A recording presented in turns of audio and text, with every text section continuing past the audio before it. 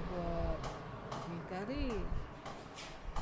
Raya kelima hanyalah makan nasi putih dengan lauk sambal ikan tenggiri sebab anak-anak dah balik. Raya ke-6 saya tak ingat masak apa. Saya buat mi goreng ya. Saya buat satu hari satu juga sebab makan untuk keluarga lah.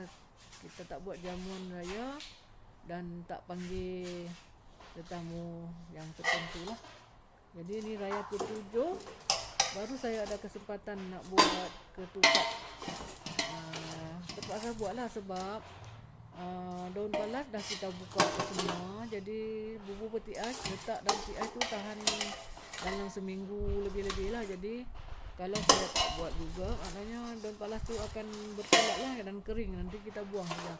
Memandangkan daun palas pun agak mahal lah. Saya beli dua ikat RM11 juga. Jadi takkan nak membazir kan. Jadi kita buat lah.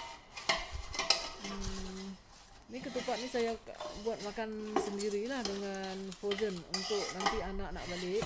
Ada seorang anak sulung saya tak dapat balik raya tahun ni. Dia bekerja di Filipina selama 2 bulan. Bulan 4 baru balik. Jadi kita buat ketupat ni untuk kita masuk dalam sejuk beku lah. Kita frozen nanti. Saya akan kukus semula dan bagi anak saya makan lah. So inilah ceritanya raya ke-7. Masih lagi buat ketupat kan. Tak apa, kita buat untuk makan-makan sendiri. So, terima kasih lagi.